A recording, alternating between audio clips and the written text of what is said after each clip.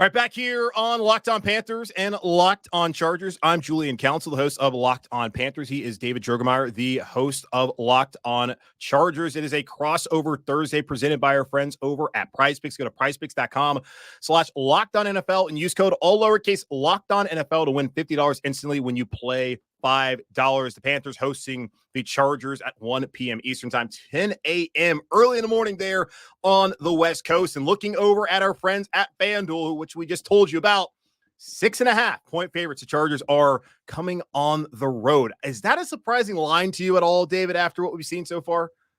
No, not really. I mean, no disrespect to the Panthers, but that was a pretty underwhelming performance to start the season for them. And I think, there's really, I think, a lack of identity for that football team. I don't think they know who they are or what they want to do out there quite yet. And I think they're still trying to figure out who they are. And I think with Jim Harbaugh, he brings an identity. It's ready-made. It's physical. It's physicality. It's, I'm going to drag you into the deep water. I'm going to beat you up. I'm going to pound the rock. We're going to play physical football for 60 minutes. And, we're going to see who's, standing at the end of the game. So I just think that, with given that information, I feel like this is a pretty, understandable line here.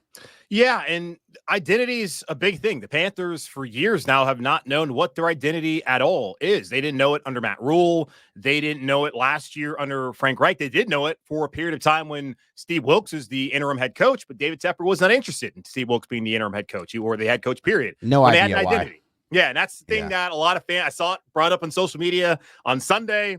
The Panthers had an identity. They had an attitude. They brought physicality. And Tepper said, no, I need to have an offensive coach because apparently that's the only way to have success in the NFL, which is patently false. But I digress. Looking at things on Sunday, what are three things the Chargers have to do to beat the Panthers other than, of course, just show up based off how the Panthers played last week? Oh, God.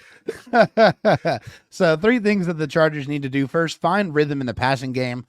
Second is don't overlook the Panthers. And the third is continue being a fourth quarter team. So finding rhythm in the passing game, Justin Herbert, not a crazy game by his standards, 17 to 26, 144 yards and a touchdown. Took quite a while to get the passing game going, and really, I'd say midway towards the third quarter, that's when they started to kind of click a little bit. Offensive line has to do a better job of handling the stunts and the blitzes. I think the tackles played well, but the interior of the offensive line definitely struggled a little bit throughout that football game. Don't overlook the Panthers. Just because they had a bad first game does not mean that they're not going to come in here motivated. I guarantee they want to wash the stink of that game off of them, and they want to come in here and try to win a football game. And this feels like a trap game for the Chargers, but they can't have that mentality. You can't overlook any opponent in the National Football League, no matter who it is. You got to show up ready to play and be prepared, and then continue being a fourth quarter team. For the Chargers, it's all been this whole offseason about the fourth quarter finishing periods. It's after practice is done, Jim Harbaugh is, Ben Herbert, the strength and conditioning coach, extra work after practice, getting that extra work in, trying to be as in top physical condition as they possibly can. So when it gets to the end of the game and they need to be at their best, they have the stamina and then endurance to be able to do that. So that's, what the Chargers have to do if they want to win this football game on Sunday. Man, I just hearing about a trap game in the NFL in week 2 like that. That's some college stuff, man. It's like we're talking about the Texas Longhorns walking into Manhattan, Kansas at like 11 a.m. Central Time for a game like on Fox. Like that's what the Panthers are as far as like the respectability or lack thereof so far in the NFL. And until they're able to establish an identity, that's kind of going to be how people feel outside of this market. And I think even within the market, there's people who feel that way as well. So I don't necessarily disagree with you on any of the keys you put out there for the Chargers. As far as Panthers concerned, they got to take pressure off of Bryce Young. We talked about it earlier. Makes no sense to me how a coach and Dave Canales is going to sit here all offseason long and talk about how he wants to be stubborn about running the football. While they kept Miles Sanders when it would have made sense potentially get rid of him. Maybe not cap-wise, but as far as production-wise, what they got out of him last year looked like a guy that you could have easily parted ways with if, of course, the cap wasn't existent. Chuba Hubbard was expected to play a big role. They drafted Jonathan Brooks, who's currently on a non-football injury list, can be out for the next at least 3 weeks. I'm just shocked that they did not come out there and try to run the ball on the Saints and that they asked Bryce to carry them. He throws a pick immediately.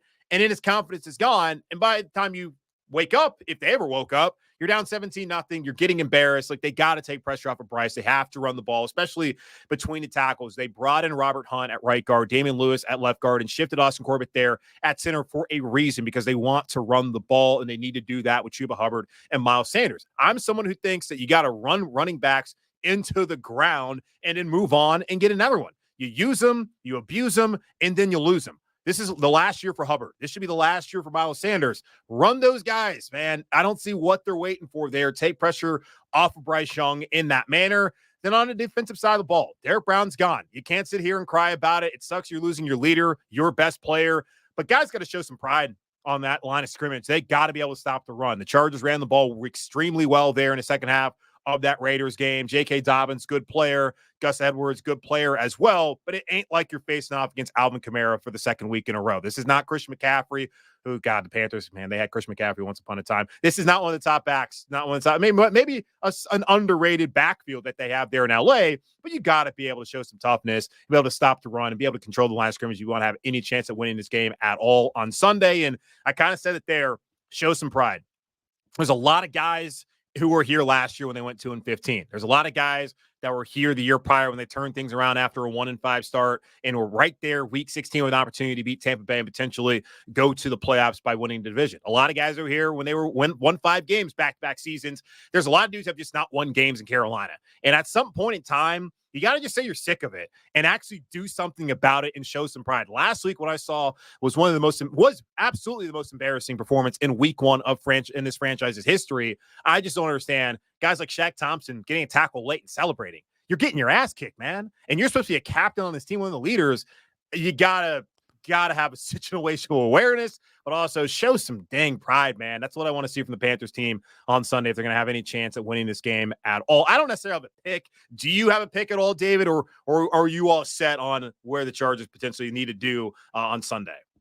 Yeah, I mean, as far as the pick, I mean, I don't know. I'm not going to put a score out there, but I do feel like the Chargers are probably going to win this football game. I just feel like what they're bringing to the table here, offensively and defensively especially. I think they're a very scary football team, a lot scarier than a lot of people gave them credit for going into this season, because they have some connectivity from the back end with Derwin James and Alohi Gilman to the front end with Khalil Mack and Joey Bosa, and even in the middle with Denzel Perriman, Deion Henley. They have some players at every level of this defense, and on offensively, they're going to run the rock. They are going to bleed the clock in this football game. They're going to try to stay ahead of the sticks, probably going to pop play action when they can, but I'm not going to put a score out there, but I do feel like the Chargers are going to win this one.